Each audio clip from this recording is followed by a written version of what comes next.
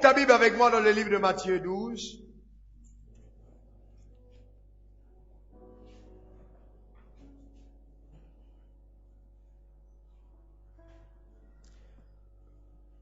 Versets 34 à 37. Matthieu 12, versets 34 à 37. Race de vipères, comment pourriez-vous dire de bonnes choses, mauvais comme vous l'êtes? Car c'est de l'abondance du cœur que la bouche parle. L'homme bon tire du bien de son bon trésor, et l'homme mauvais tire du mal de son mauvais trésor. Je vous le dis, au jour du jugement, les hommes rendront compte de toute parole vaine qu'ils auront proférée. Répète après moi, les hommes rendront compte de toute parole vaine qu'ils auront proférée. Je continue, car par tes paroles tu seras justifié, et par tes paroles tu seras condamné. Car par tes paroles, tu seras justifié, et par tes paroles, tu seras condamné. Vous savez, le thème de cet enseignement, c'est « Parle le langage de Dieu ». Parle le langage de Dieu. Plusieurs personnes, parmi nous, n'est-ce pas, avons l'habitude, face aux circonstances que nous traversons, de parler un langage qui correspond aux problèmes auxquels nous faisons face. Nous parlons le langage de la crise que nous vivons. Nous parlons le langage, n'est-ce pas, de l'adversité, n'est-ce pas, face à laquelle nous sommes confrontés. Mais vous savez, nous devons apprendre à parler le langage de Dieu, parce que Dieu est notre Père. Vous savez, si vous prenez un enfant qui a 1 mois, et qu'il est né ici à Abidjan, et vous l'avez envoyé en Chine, élevé par des Chinois, à l'âge de 12 ans, quelle est la langue, quel est le langage que cet enfant parlera? Il parlera le chinois. Pourquoi? Parce qu'il est élevé par des Chinois. Si vous prenez le même enfant, à 6 mois, vous l'envoyez en Angleterre, à l'âge de 12 ans, quel est le langage que cet enfant parle? Il parle anglais. Pourquoi? Parce qu'il a été élevé par... Très bien. Mais si vous reprenez le même enfant à 12 ans, il parle déjà anglais, et vous l'envoyez en Côte d'Ivoire, quel est le langage que cet enfant parlera? Est-ce qu'il va être épanoui en Côte d'Ivoire? Non, mais qu'est-ce qu'il doit faire? Il doit apprendre à parler le langage de la Côte d'Ivoire. Est-ce que ça va? Très bien, pour pouvoir être épanoui, n'est-ce pas, dans cette nation. Vous voyez, nous sommes nés dans le péché. Et donc, étant nés dans le péché, certains, nous tous, dans le péché, nous avons appris à parler le langage du péché, le langage de Satan. Pourquoi? Parce que nous avons été élevés par Satan. Mais un jour, n'est-ce pas, nous avons été adoptés par la famille royale. Par la nouvelle naissance, nous sommes adoptés par Dieu. Et Dieu nous transfère des ténèbres vers la lumière, de la puissance de Satan à Dieu, du royaume des ténèbres au royaume de Dieu. Maintenant, quand nous arrivons dans le royaume de Dieu, quel est le langage que nous devons parler? Le langage de Dieu, évidemment. Pourquoi? Parce que nous sommes dans le royaume de Dieu. Et dans ce royaume-là, il y a un type de langage qu'on parle pour se faire comprendre. Est-ce que vous me comprenez? Vous ne pouvez pas être dans le royaume de Dieu et continuer à parler le langage de Satan. Et c'est pour ça que vous voyez, il y a beaucoup d'enfants de Dieu qui sont dans le royaume et qui cherchent des traducteurs pour parler à leur père. Parce qu'ils ne comprennent pas le langage de Dieu et Dieu ne comprend pas le langage. Donc il faut un traducteur pour que le langage soit compris. Et c'est pour ça que beaucoup de personnes s'accrochent aux autres pour entrer en possession de ce qui est à eux, alors que le voile du temple a été déchiré. Si tu parles le langage du ciel, les choses vont changer autour de toi. Vous savez, la Bible dit au commencement, était là, oh my God, était là, la parole, et la parole était avec, et Dieu, et la parole était Dieu. N'est-ce pas? Au commencement, était la parole. La parole était avec Dieu, et la parole était Dieu. Il y avait des surfaces, des ténèbres à la surface de l'abîme. Il y avait quoi? Des ténèbres. Vous savez, frères et sœurs, nous avons été créés à l'image et à la ressemblance de Dieu. Et nous avons, n'est-ce pas, pendant un moment, été adoptés par le mauvais père. Et nous avons parlé le langage, n'est-ce pas, de cette famille-là, qui n'est pas notre famille d'origine. Heureusement que notre père, n'est-ce pas, s'est débattu pour nous revoir entre ses mains et dans sa maison. La difficulté que nous avons, c'est que nous arrivons dans son royaume, mais nous devons apprendre à parler le langage que lui, il comprend. Le langage qui fonctionne dans le royaume de Dieu. Dieu, face à l'adversité, il y avait des ténèbres. Vous savez que Dieu a eu un problème avec Lucifer. Et donc Lucifer a été propulsé de la montagne de Sion sur la terre.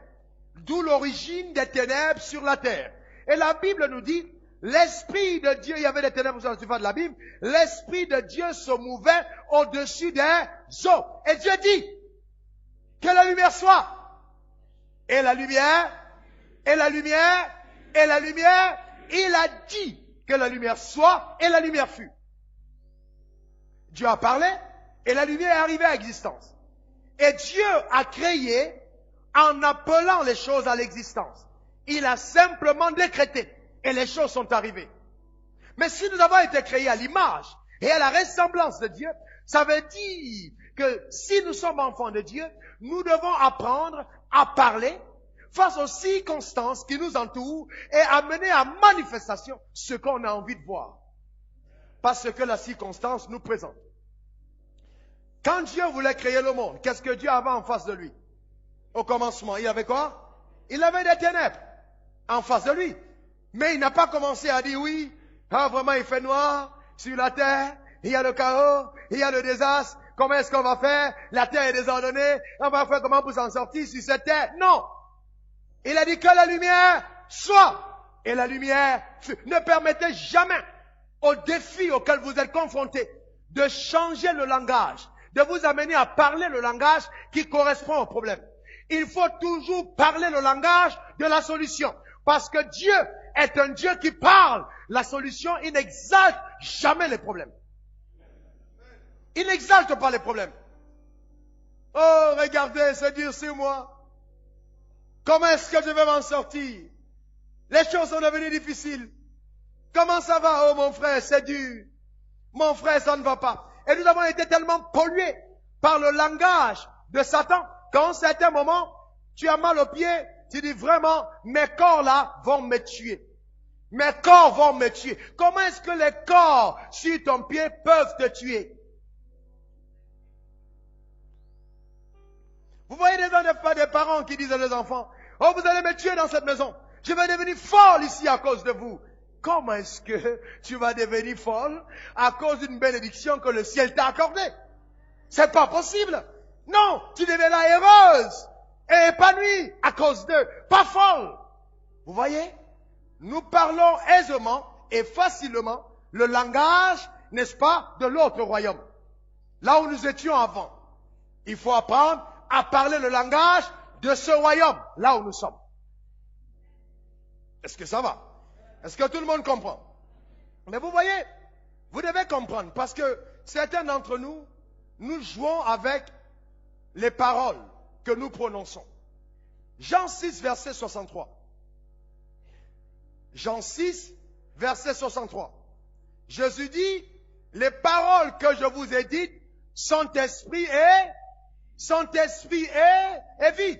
Les paroles que je vous ai dites sont esprit et vie. Donc, derrière chaque parole, il y a de l'esprit et il n'y a pas que la vie. Il y a des gens qui ont des paroles qui sont esprit et mort. Parce qu'il a dit vie, parce que lui, il a travaillé son cœur de telle enseigne que face aux difficultés, il n'a jamais parlé le langage de la mort. Parce que la mort est le royaume de l'adversaire, pas de son royaume. Les paroles que je vous ai dites sont esprit et vie. Chaque parole prononcée, chaque parole annoncée est esprit. Ça veut dire que vous m'entendez. Ça peut paraître anodin, mais la parole qui est prononcée a une puissance. Chaque parole prononcée a une puissance. Elle est vivante. Elle est forte. Vous voyez, vous pensez que quand vous dites à quelqu'un, vraiment je t'apprécie, tu es bien habillé, tu es belle, tu es beau, vous voyez tout de suite, il y a quelque chose qui se produit sur le corps de la personne. Pourquoi? Parce qu'il y a de la vie derrière. Il y a quelque chose qui a été relâché. C'est surnaturel. C'est spirituel. Les paroles sont puissantes. Et donc, si elles sont autant puissantes, parce que le monde a été créé par elles, nous devons faire attention aux paroles que nous relâchons. Parce que, souvent, au lieu d'avoir la vie, nous avons des paroles qui sont esprit et mort. Il vous est déjà arrivé de côtoyer quelqu'un et vous parlez d'un grand rêve et la personne vous lâche une phrase qui vous rend triste? Alors, est-ce que ça vous est déjà arrivé? Est-ce qu'il y a des rêveurs dans cette salle? Il y a des visionnaires dans cette salle? Oh, votre pasteur, le premier. Oh, je suis un visionnaire. Je vois toujours au-dessus de moi-même, au-dessus de mes propres capacités. Et quand je parle, je suis toujours incompris par ceux qui ont un langage terrestre. Parce que je refuse de parler le langage que veut me dicter mon compte bancaire. Non, je ne parle pas le langage que veut me dicter la situation du pays où je suis. Je parle le langage de Dieu. Et Dieu appelle les choses qui ne sont pas comme si elles, oh my God, comme si elles étaient.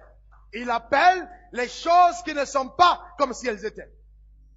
Donc, nous devons apprendre à parler un langage qui est différent. Vous allez vous rendre compte, dans la suite de l'enseignement, que beaucoup d'entre vous avez été vous-même l'obstacle aux prières que vous avez adressées. Pas quelqu'un d'autre, pas le diable, mais vous-même. Pas votre voisin, pas votre ennemi, mais vous-même.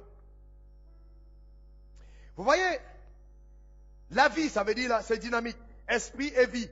La parole est dynamique, elle est vitale, elle est puissante, elle est créatrice. Chaque parole relâchée a une force, un poids derrière, qui crée quelque chose. Et la Bible dit, par vos paroles, vous serez comment? Justifiés. Et par vos paroles, vous serez condamnés. Ça veut dire, suivez-moi bien, et là j'arrive dans une révélation. Ça veut dire que soit avec vos paroles, vous aidez l'expansion du royaume, soit avec vos paroles, vous combattez l'expansion du royaume. Chaque fois que vous lâchez une phrase, posez-vous la question de savoir, est-ce que ce que je dis va dans le sens de la progression du royaume de Dieu? Ou alors je suis en train de parler pour m'opposer à la manifestation du royaume et son extension? Chaque phrase. On ne parle pas le langage de Dieu parce qu'on est à l'église.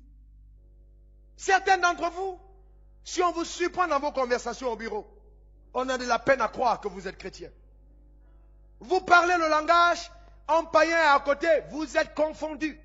On vous reconnaît par le fruit de vos paroles. Et je vais plus loin. La Bible dit, par vos paroles, vous serez justifiés. Et par vos paroles, vous serez... Mais, attendez, je pensais qu'on était justifiés par la foi. Puisque la Bible dit, Galates 3, verset 4, que nous sommes justifiés par le moyen de la foi. Je pensais que la foi était ce qui m'a justifié. Mais la Bible dit, par vos paroles, vous serez justifiés. Donc, ça veut dire simplement que mes paroles expriment ma foi. C'est ce que ça veut dire. Donc, mon langage est l'équivalent de ma foi. Je ne peux pas dire que je crois en Dieu et je parle contraire à la parole. C'est impossible.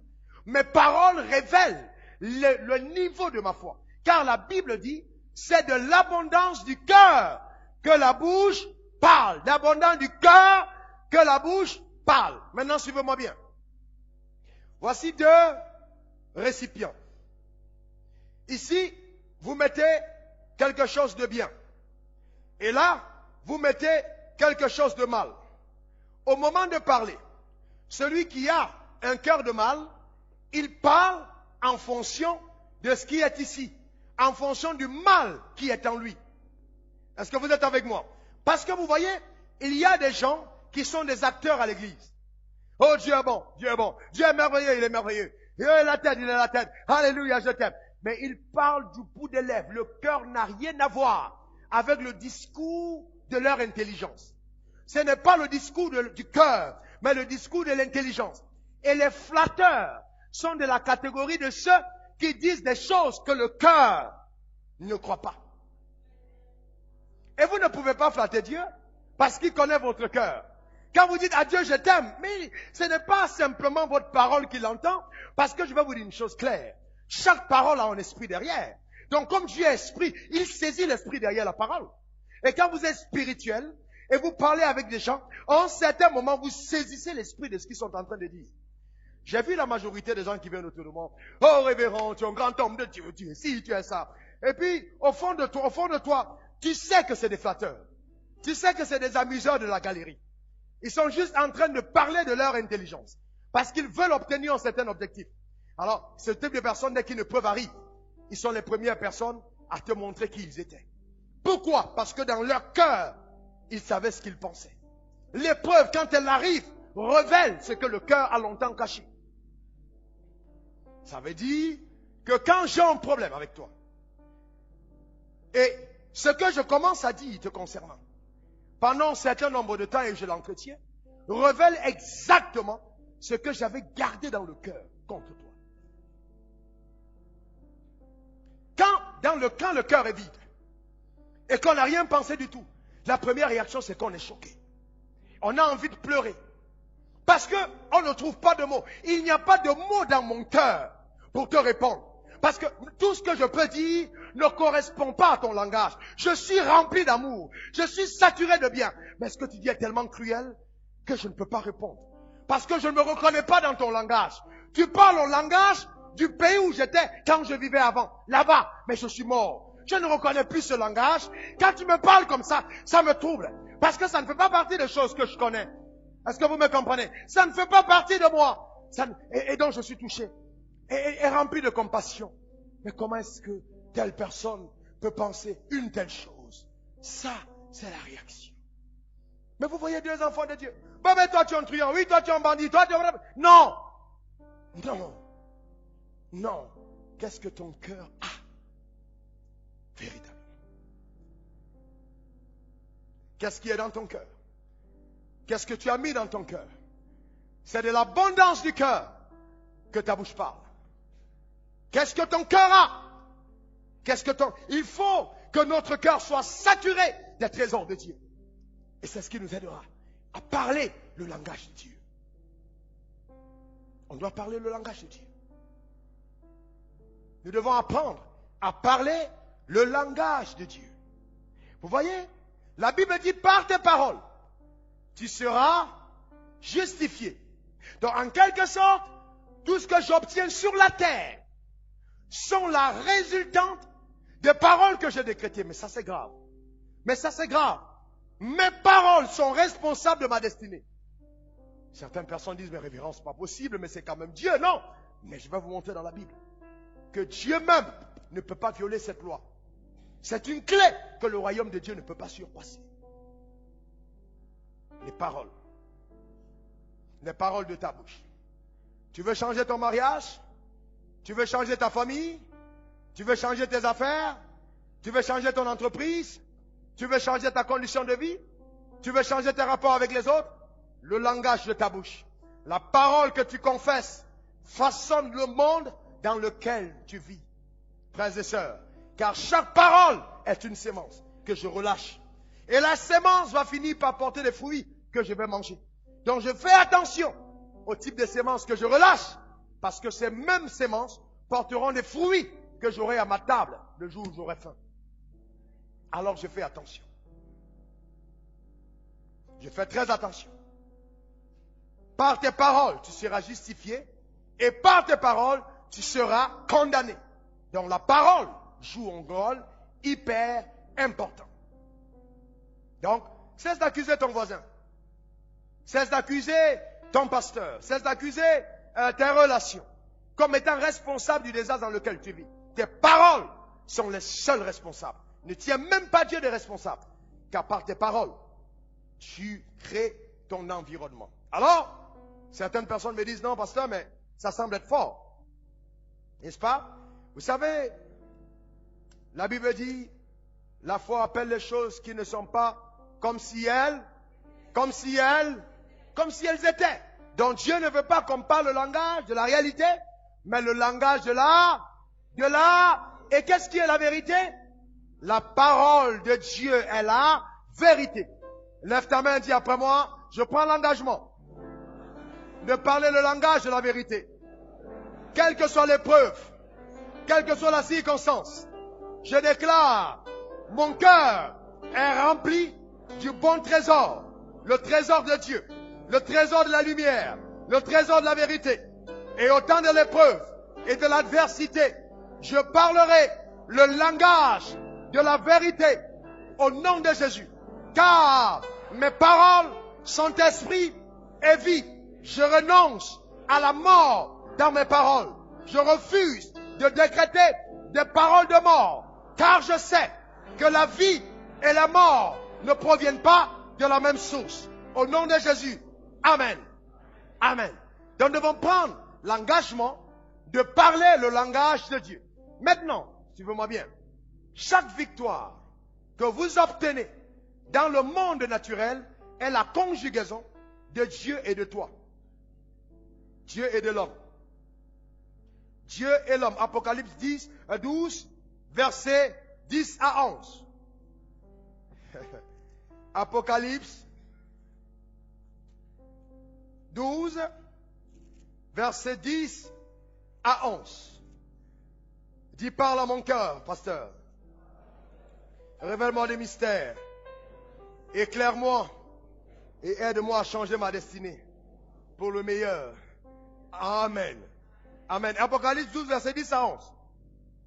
Alors, j'entendis dans le ciel une voix forte qui disait, maintenant le salut est arrivé. Oh, j'aime ça. Ainsi que la puissance et le règne de notre Dieu et l'autorité de notre Christ. Pas demain, mais maintenant.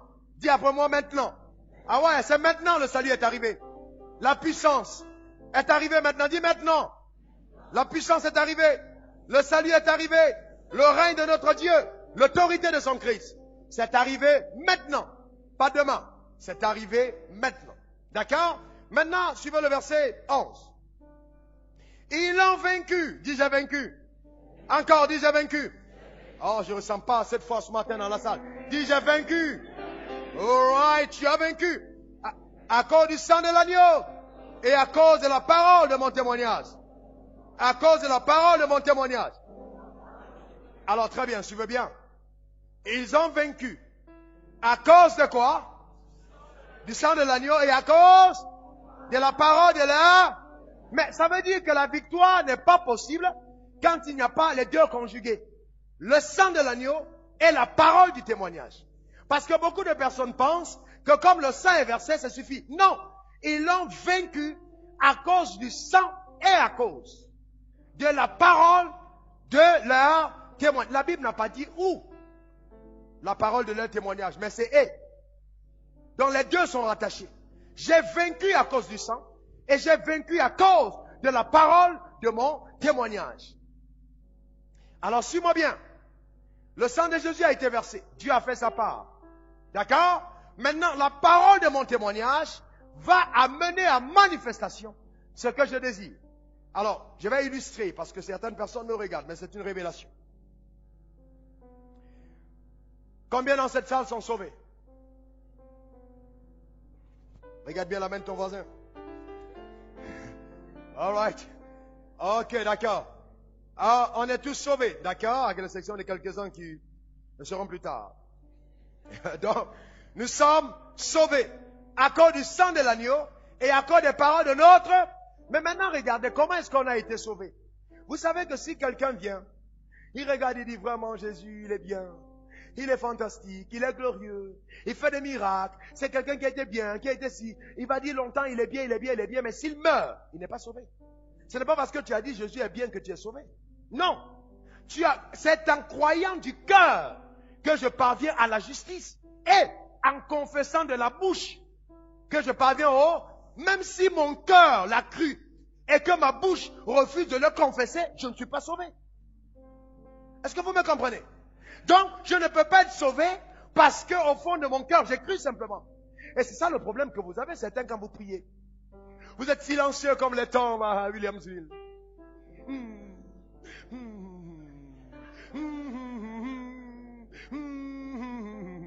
Alléluia. Alléluia. Merci Seigneur. Tu as entendu dans mon cœur. Tu m'as exaucé. Non, non, non, non. On est sauvé parce qu'on a cru dans son cœur et on a confessé de sa bouche. Donc si ta bouche n'a pas décrété et que ton cœur l'a cru, tu n'as pas de salut. Donc il faut parler. Il faut confesser. Est-ce que vous me comprenez? Il faut décréter. Il faut parler.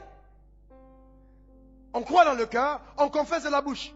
Et c'est pour ça que sur la terre, beaucoup ne sont pas encore sauvés. Parce que un, ils n'ont pas cru, et deux, ils n'ont pas confessé. Le salut est simple, mais il faut croire et confesser. C'est les deux qui t'amènent au salut. Si tu n'as pas confessé, tu n'es pas sauvé. Il faut qu'un jour, tu confesses le Seigneur. Je vous pose une question. Vous êtes né? Vous êtes né dans ce monde? Qui est né ici? Qui a eu une mère? Qui a eu un acte de naissance? Vous avez eu un acte de naissance. Le jour où vous êtes né, vous savez ce que votre mère a fait? Elle a poussé. Est-ce que vous me comprenez? Même si l'enfant était là et qu'elle n'a pas poussé, il y reste. Il faut pousser pour qu'il sorte. Est-ce que vous êtes avec moi? Et quand c'est compliqué, on apporte de la césarienne. Et puis on essaye d'ouvrir pour permettre à l'enfant de sortir. C'est l'assistance extérieure. Mais même quand on est à l'extérieur, le médecin dit pousse. Pousse d'abord toi-même. Fournis cet effort. Donc, écoutez-moi, tout ce qu'on veut accoucher, on doit soi-même pousser. Avant que le médecin n'arrive pour nous donner le secours, on doit pousser. C'est vrai, je vais prophétiser sur ta vie ce matin. Les choses vont se produire, mais ça va être facile parce que toi-même tu auras poussé. Est-ce que tu me comprends? Il faut que tu aies poussé. Est-ce que ça va? Hein? Est-ce que tu me comprends? Il faut pousser. Une énergie, tu pousses. Vous savez, appeler les choses qui ne sont pas comme si elles étaient, c'est pas agréable. C'est difficile, mais c'est les douleurs de l'enfantement. Je pousse pour que cet enfant sorte, pour que ce miracle se produise, pour que ce mariage change, pour que je sois fiancé, pour que mes affaires prospèrent, pour que j'ai des rapports équilibrés, pour que l'argent me poursuive. Je pousse. Est-ce que vous me comprenez? Je ne pousse pas mes paroles. Donc il est important de pousser. C'est pour ça qu'un homme comme moi, vous ne m'entendrez jamais parler le langage de la défaite. Jamais. Parce que j'ai compris que je n'ai pas besoin de connaître les relations personnelles avec Obama, ou avec Sarkozy, ou avec son Excellence Laurent Gbagbo. Non, j'ai une connexion avec Dieu. Et si j'obéis à ce principe, les choses arrivent. Est-ce que vous me comprenez?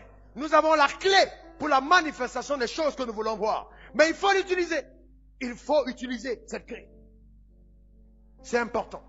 Donc, toutes les promesses que vous voulez voir Dieu faire, il faut croire et il faut confesser. Tu veux être riche? Qui veut être riche dans la salle? Ah, vous savez que si quelqu'un veut être pauvre, sa place n'est pas ici.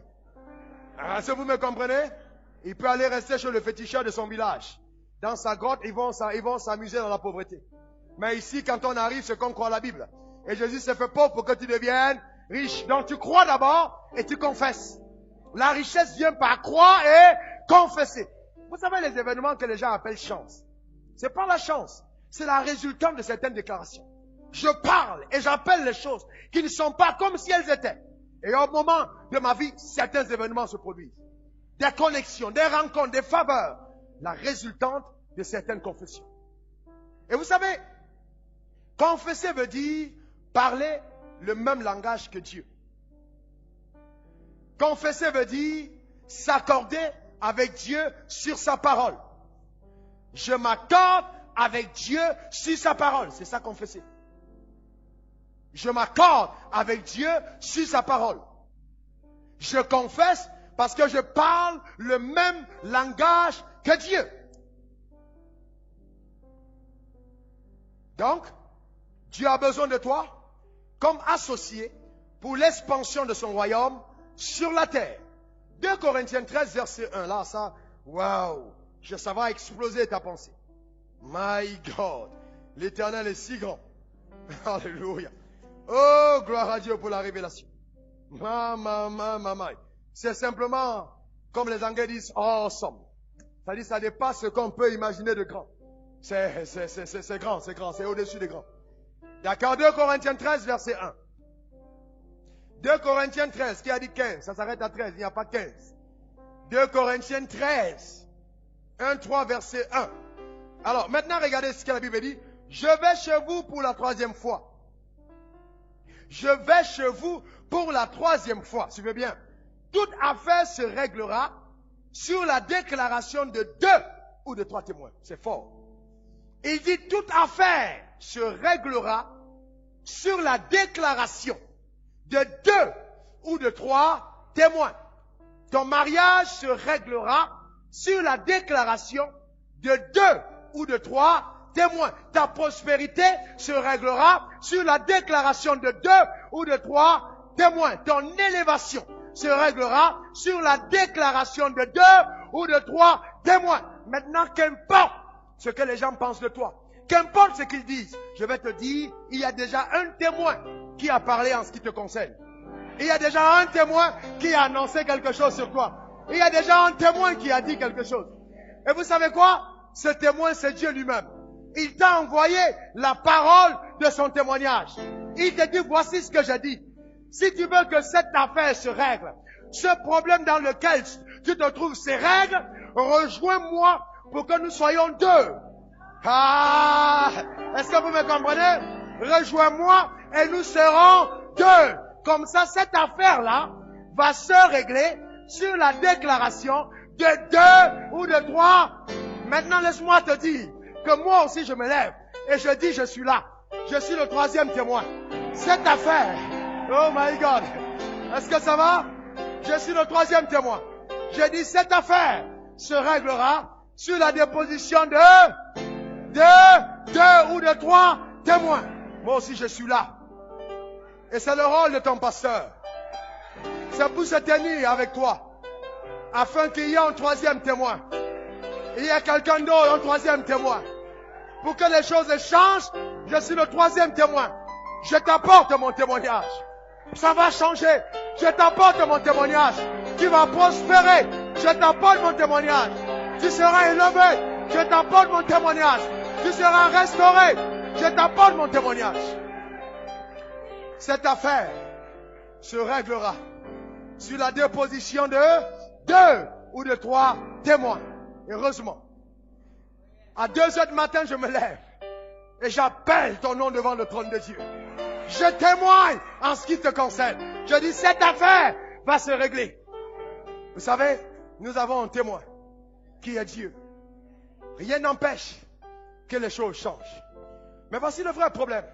Pour clôturer avec, le vrai problème auquel Dieu et moi on est confrontés concernant certaines personnes parmi vous. Vous savez, Dieu va rencontrer Zacharie. Zacharie était vieux. Zacharie était âgé. Sa femme était stérile. Dépassé l'âge de la ménopause. Zacharie a résolu de dire, même sa femme, que cette histoire d'enfant, on comprend qu'on a aimé Dieu. Mais Dieu s'est contenté de nous unir sur ce point. C'est pas grave, on va aller au ciel dans cette situation quand même. N'est-ce pas le jour où la classe d'Abia doit rendre son service? On tire au sort. Et voilà Zacharie qui doit entrer dans le lieu saint. Zacharie arrive là-bas et un ange lui apparaît. Et non, l'ange lui a dit, ta femme enfantera un fils. Il dit, hé ange, ah, tu sais, j'ai été correct avec Dieu, d'accord? Faut pas me blaguer. Et il dit, mais comment est-ce que, regarde-moi, je suis vieux. Cette histoire, comment ça va se passer? Qu'est-ce que l'ange essayait de faire?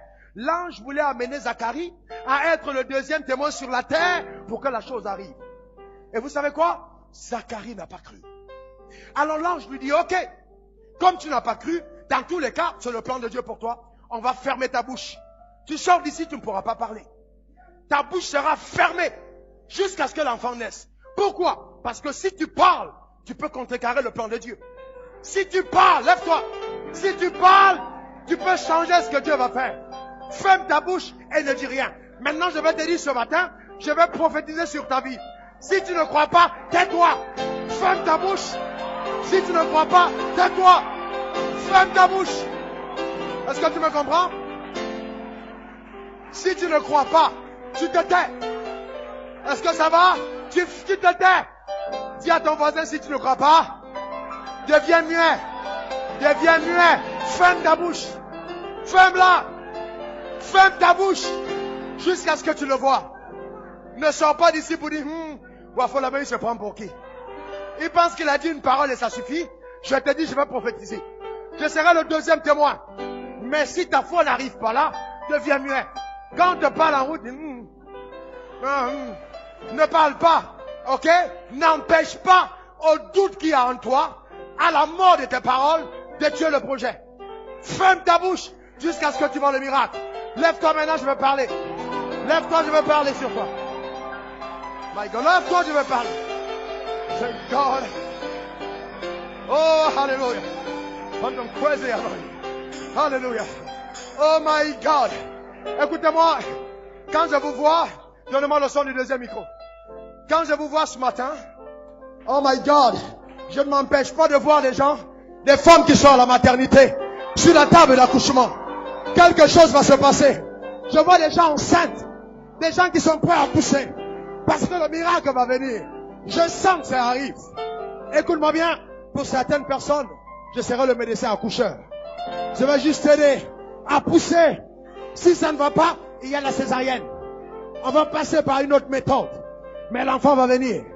Mais je vois d'autres qui ne croient pas qu'ils peuvent accoucher. Ferme ta bouche, je vais prophétiser. Je vais dire quelque chose. Et ta vie va changer ce matin. Lève ta main vers son trône. Alléluia. Je déclare sur ta vie, par la puissance de Dieu, dont je suis investi, que la promesse que Dieu, mon Père, t'a faite en Abraham, notre Père à tous, aura son accomplissement sur ta vie. Au nom puissant de Jésus. Quelle que soit l'adversité, j'appelle à l'existence la gloire de Dieu dans ta vie.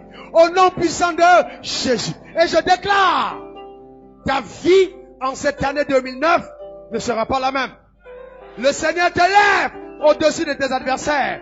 Le Seigneur te transporte sur la montagne de sa gloire. Au nom puissant de Jésus. Ce qui était impossible hier, cette année est possible. Impossible. Impossible. Au nom puissant de... Le sol qui était aride se transforme en terre fertile. Dieu ébranle le bronze. Il ébranle le fer. Il fait rendre fertile ton sol. Au nom puissant de... J'appelle sur ta vie des connexions surnaturelles. La faveur de Dieu. La prospérité. La richesse. La santé. La distinction. Au nom puissant de... Tu vas vivre dans l'abondance du royaume. Tes mains seront remplies. La grâce de Dieu va couler sur toi. Et elle va déborder pour toucher ceux qui sont tout autour. Au nom puissant de Dieu, fait de toi une source. Les gens viendront à toi pour boire. Ils viendront à toi pour être nourris. Ils viendront à toi pour avoir une solution. Je déclare dans le nom de Jésus que l'année difficile sera facile pour toi. Elle sera facile pour toi. Parce que Dieu t'ouvre une porte. Dieu déchire son ciel au-dessus de ta tête. Et les anges montent. Et les anges descendent par la puissance de Dieu. Au nom puissant de Jésus. Cette année, ce voyage s'accomplira. Tu partiras là où Dieu t'a envoyé. Cette affaire se réalisera. Ce mari viendra. Celui que tu as va t'aimer. Ta femme te sera soumise. Tes enfants obéissants. Dans ta maison, on dira Canaan est sur la terre. On va confondre ta maison au jardin d'Éden. Tellement la gloire sera avec toi. Et les gens diront, comment est-ce que cela a été possible? Comment est-ce que cette chose a été faite? Comment est-ce que cette chose est arrivée? Et tu diras, l'Éternel a été mon témoin. J'ai apporté mon témoignage. Et mon pasteur avait Et ces choses sont arrivées. Car c'est de l'abondance de ma bouche que mon cœur parle. Ma bouche parle de l'abondance du cœur. J'établis cela sur ta vie. C'est fait. C'est établi. C'est fait. C'est établi. C'est fait. C'est établi. Les sorciers te chercheront, mais ne te trouveront pas. Ils vont voir une muraille de feu. Une protection comme on n'a jamais vu de par le passé. Au nom puissant de cette année, je te guéris de la chevelure de la tête à la plante des pieds. Qu'il en soit ainsi. Qu'il en soit ainsi. Qu'il en soit ainsi. Qu'il en soit ainsi. Car l'ange de Dieu pour cette église a parlé. Et ce que tu attendais depuis des années. Tu as vieilli avec le même sujet de prière. Mais je te décrète que cette année 2009, c'est la possibilité. C'est la possibilité. Cette chose se fera. Tu verras cette gloire au nom de Jésus-Christ de Nazareth. Acclame le Seigneur si tu le crois. Come on. Oh yeah.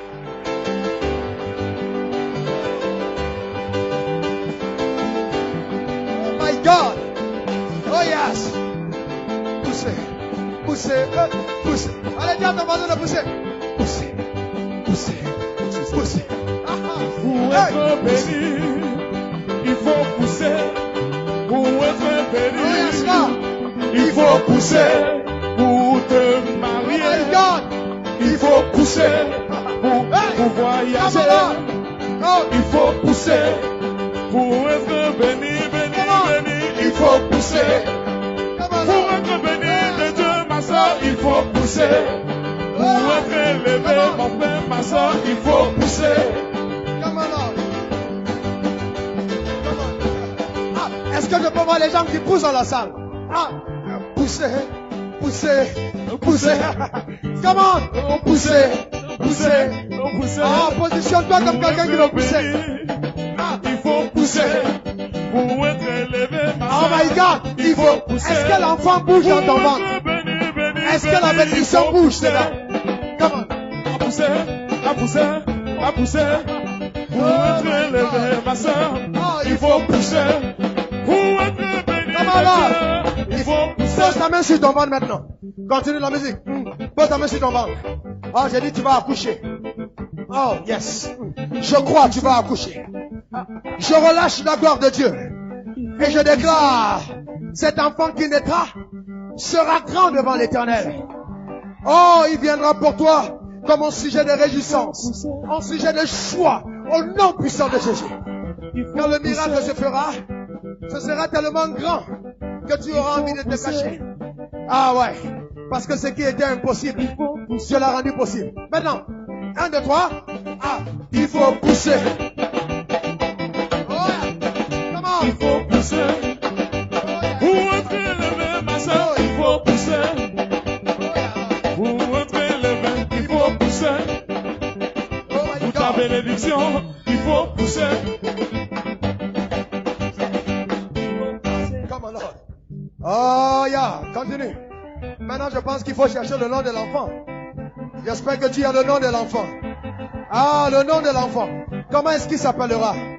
Comment est-ce qu'il s'appellera? Comment est-ce qu'il s'appellera? Demande à ton voisin comment l'enfant s'appellera. Oh yeah. Il faut pousser. Comment est-ce qu'il s'appelle? Comment? Il faut pousser. Oh yes. Il faut pousser. Merci Seigneur. Il faut pousser. Est-ce qu'on peut acclamer notre gloire? Oh my God. Bless you, Lord. Oh, bless you, Lord. You are worthy, Lord. Yeah. There is no one like you, Lord. Bob is coming, Lord. Yeah, Lord. Come on. Bob is coming, Lord. Yes, Lord. Le Seigneur me remonte. Le Seigneur me remonte la même maison que nous avons vue pendant qu'on était en train de prier. Elle est toute blanche. Elle est bâtie sur des ruines. La maison qui était là avant était totalement en détresse. Et Dieu nous a montré cette maison qui est sortie de la terre. Il n'y a eu aucun autre architecte humain. Elle a poussé comme un champignon. Elle est devenue tellement glorieuse. Il y a des pylônes semblable à celle de la Maison Blanche. Une épaisse maison. Et le Seigneur me dit, c'est ta condition présente. Dieu est en train de refaire germer par lui-même quelque chose de nouveau. Lève tes mains vers le ciel et rends grâce à Dieu. Bénis le Seigneur maintenant. Remercie le Seigneur. Come on, Lord. Bless him, Lord. He's a wonderful God. Hallelujah. Bless him, Jesus. He's God Almighty. Hallelujah. Thank you, Jesus.